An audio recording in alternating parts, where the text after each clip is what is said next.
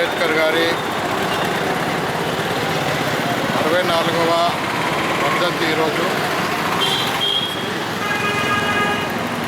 మరి వారు ఆశించినటువంటి ఏదైతే కులమతాలకు అతీతంగా మానవ మనుగడ సాగాలని, అదేవిధంగా అస్పృశ్యత, అంటరానితనం లాంటి దురాచారాలను పూర్తిగా తొలగించినప్పుడు మాత్రమే ఈ సామాజిక స్వాతంత్రం భారతదేశానికి వస్తుందని వారు గట్టిగా విశ్వసించడం జరిగింది. మరి ఏదైతే అట్టడుగునున్నటువంటి వర్గాల వారు కూడా సంపన్న వర్గాలతో కలిసి నడిచినప్పుడు మాత్రమే ఈ దేశానికి అభివృద్ధి జరుగుతుందని చెప్పి వారు విశ్వసించడం జరిగింది. వారి ఒక విశ్వాసాన్ని స్ఫూర్తిగా తీసుకొని భారతీయ జనతా పార్టీ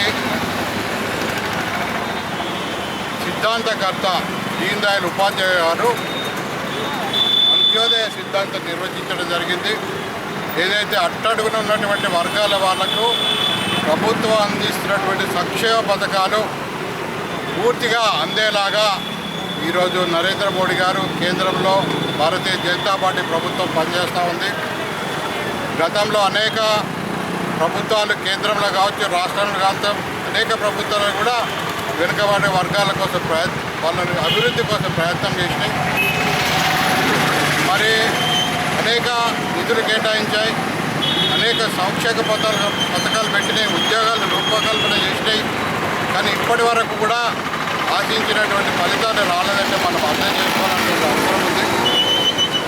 ఏదైతే కేంద్రము ఇచ్చిన సంకల్పంతో చేస్తున్నటువంటి పథకాలను ఈ రాష్ట్ర ప్రభుత్వం నిర్వీర్యం చేయడం, ఏదైతే ప్రధానమంత్రి గారు మరి పేద ప్రజలందరికీ కూడా ఇల్లు లేని వాళ్ళందరికీ కూడా ఇల్లు కట్టిస్తామని ఒక రూపకల్పన చేసినటువంటి ప్రధానమంత్రి ఆవాస్ యోజన పథకం ద్వారా 2,30,000 ఇళ్ళు ఈ యొక్క రాష్ట్రానికి కేటాయిస్తే కనీసం 30,000 ఇళ్ళు కూడా ఈరోజు కట్టలేకుండా చేయడం వల్ల అనేక మంది లబ్ధిదారులు ఈరోజు ఇల్లు లేనటువంటి పరిస్థితి ఉంది.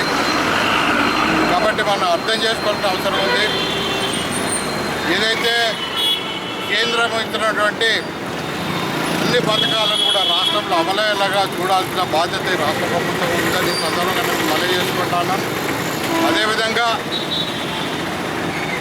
అంబేద్కర్ గారు రాజ్యాంగం నిర్వచించినటువంటి అంబేద్కర్ గారు మరి వారు ఈ యొక్క భారతదేశంలో కాదు ప్రపంచ దేశాలన్నింటిలో కూడా అందరికీ కూడా ఒక గొప్ప నాయకుడిని కీర్తించే విధంగా మన నరేంద్ర మోడీ గారు ప్రయత్నం చేయడం జరిగింది. దానిలో సఫలీకృతమయ్యారు.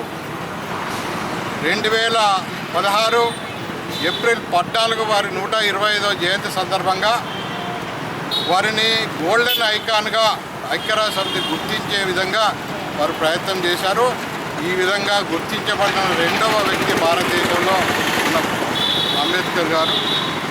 మరి రాజ్యాంగం ఏదైతే ప్రతి వ్యక్తి కూడా తన జీవిత ఆశయం కోసం ఒక్కొక్క మెట్టు ఎదిగి అభివృద్ధి చెందే దిశగా వెళ్ళడం కోసం అవకాశం కల్పించినటువంటి ఈ రాజ్యాంగాన్ని మరి నిర్మాణం చేసినటువంటి డాక్టర్ బిఆర్ అంబేద్కర్ గారికి ఈరోజు మేమందరం కూడా ఘనమైన నివాళి అర్పిస్తున్నాం.